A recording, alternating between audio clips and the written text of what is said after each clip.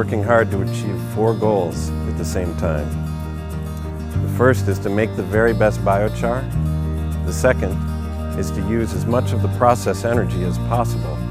The third is to eliminate as many emissions as possible. And the fourth is to make the whole process as profitable as possible for everyone.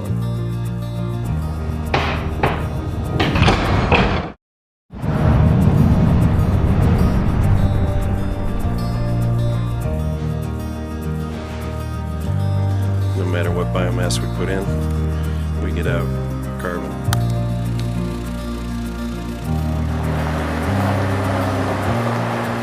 This is how we really mean to take a bite out of our carbon footprint.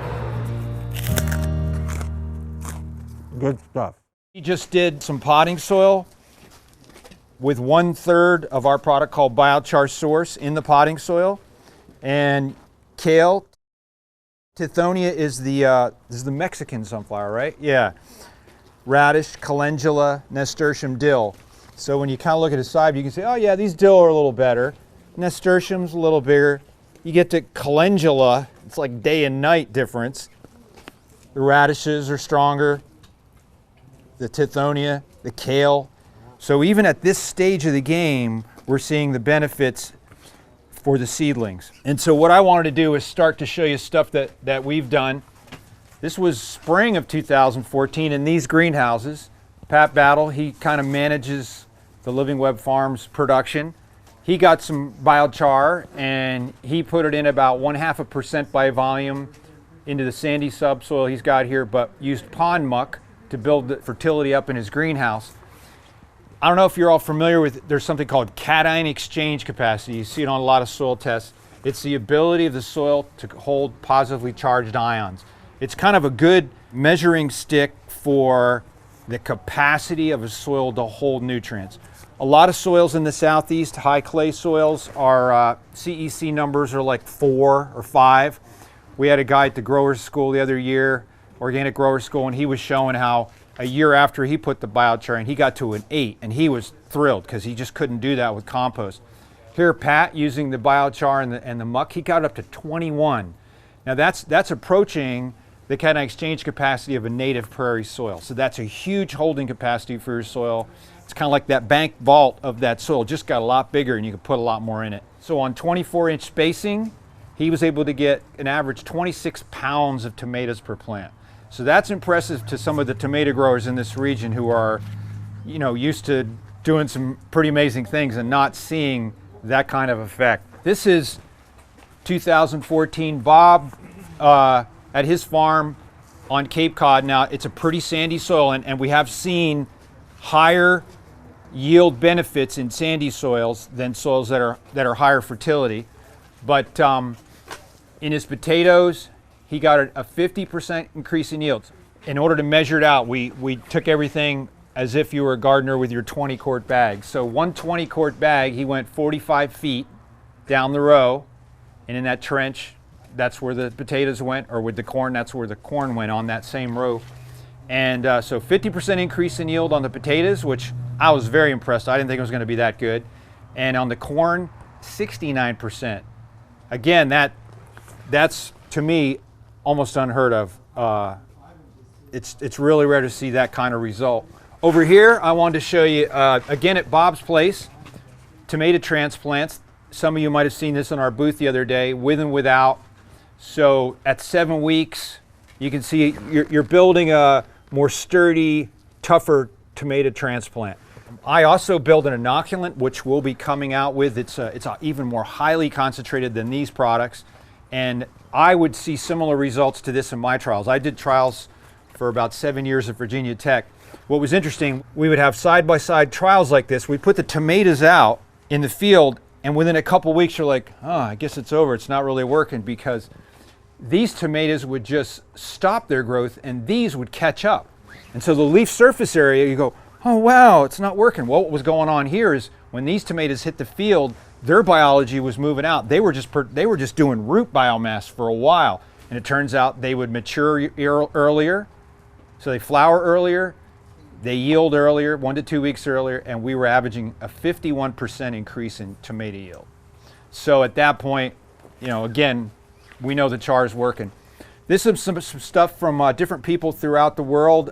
Again, Living Web Farms, that refers to that one. But Bartlett Tree Service, they're in 3 different countries, and they've been researching char for 3 or 4 years now, and they're finding fantastic results on tree roots. You can see the difference in tree roots here just after 18 months.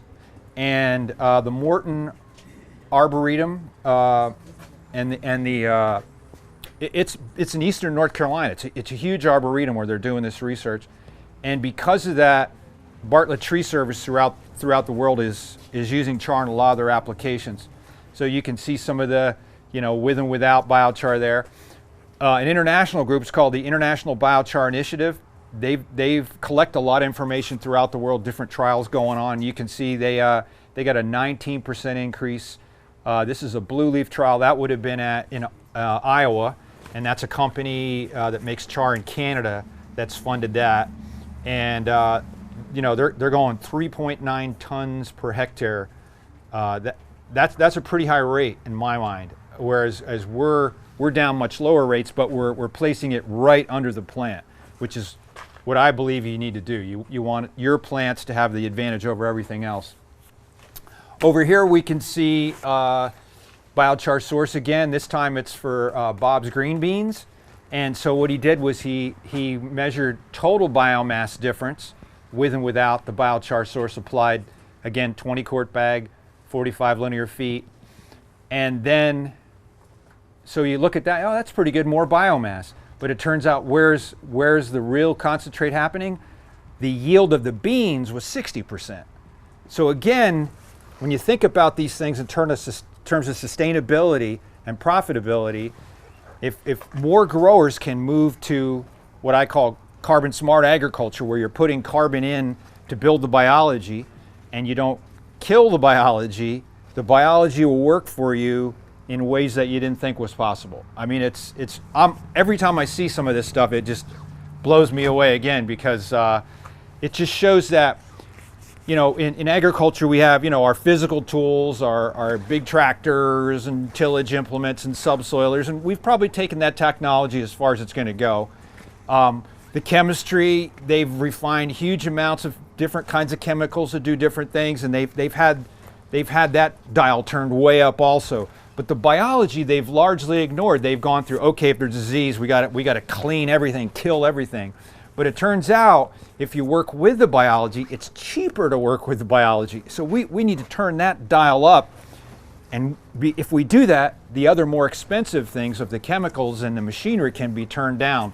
So in my trials at Virginia Tech, where we use this inoculum, I worked with Dr. Ron Morse, he's basically a cover crop specialist. And he was able to take his cover crop technology so far and reduce fertilizer needs, sometimes as much as 50%. But the yield, he could only get so far in the yield. And when I met him, we talked about compost tea, and I talked about these granules I make that we'll be producing here in the next couple months. And he goes, oh, okay, well that sounds good. We'll stick that over here in the corner. But once we got through that first year of trials, he was pretty amazed. We went on to do corn. We had a 28% increase in yield at the end of the season. We're talking very tiny amounts, like 10 pounds of material per acre. And you start thinking, now, how could I even get that out there? Well, again, if you think of these things as inoculants, you put them right next to the seed.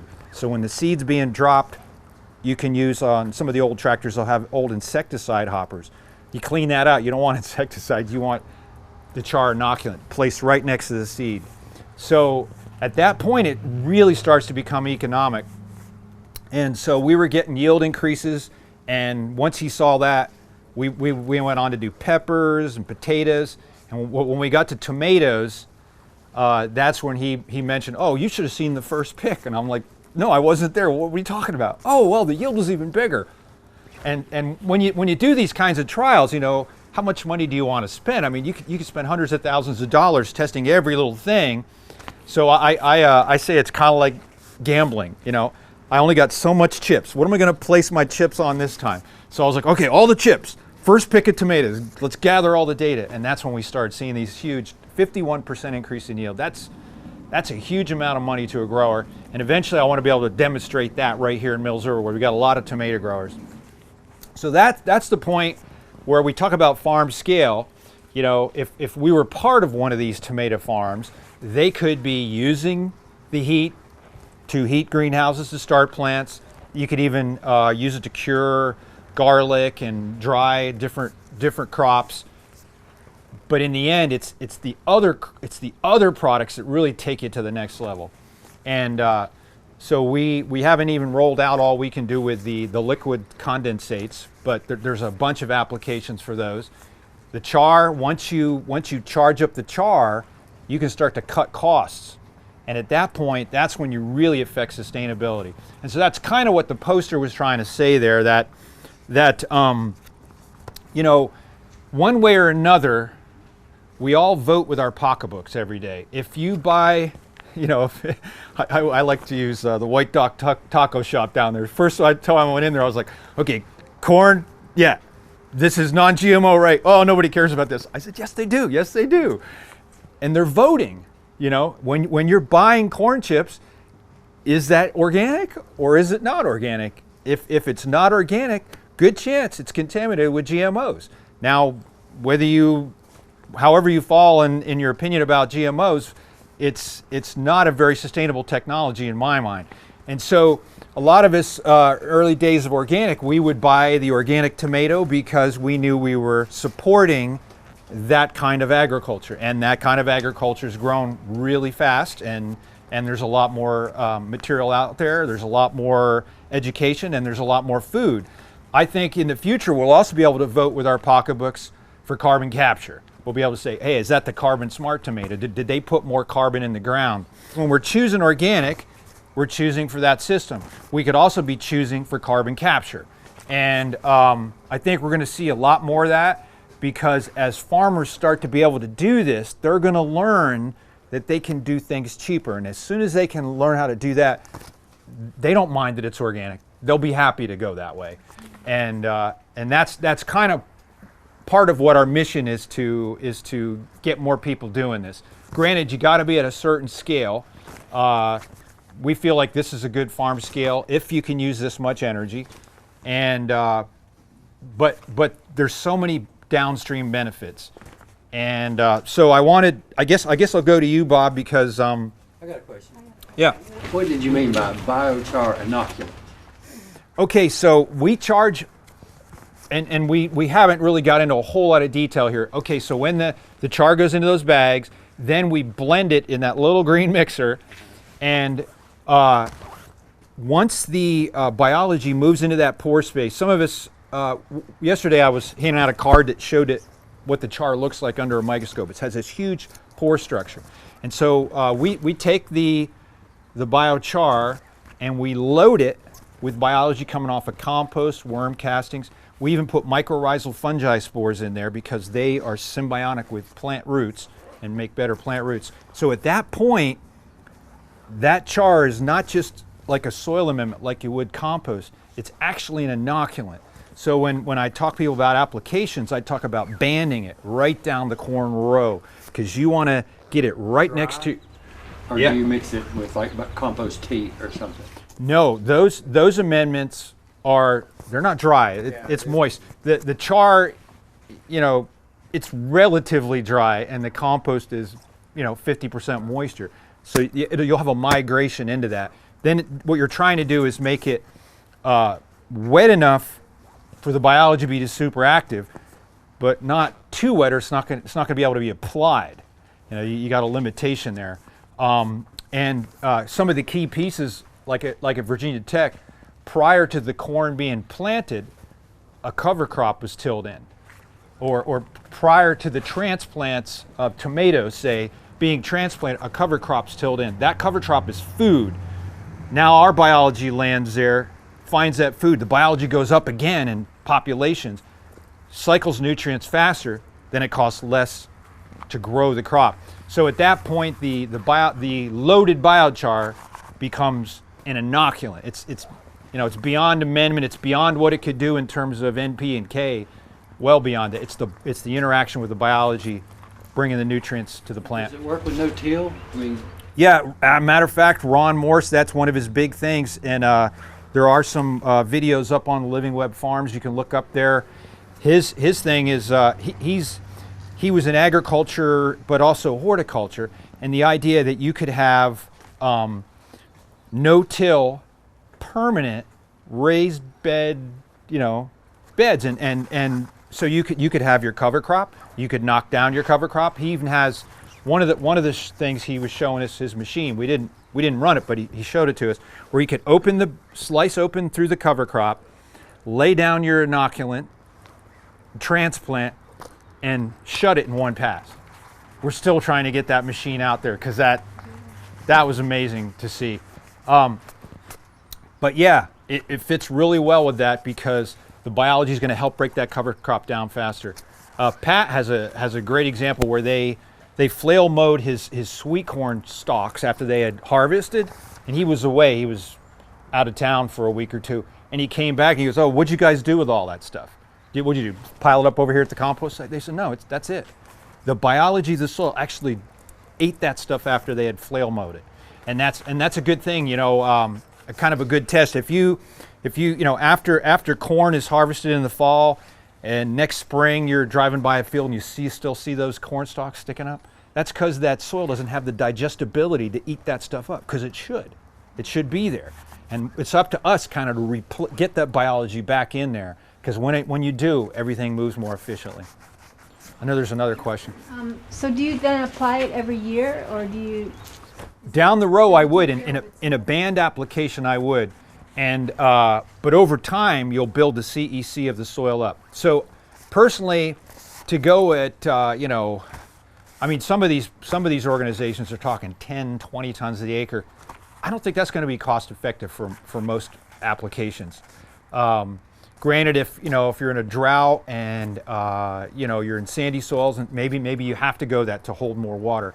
But I think there's going to be, especially in conventional agriculture, it's going to be banding.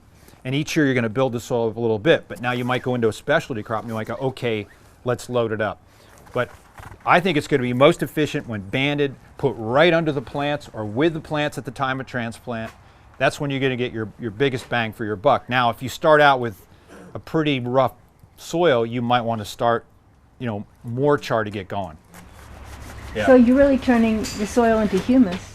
Oh yeah, and it's what they call recalcitrant.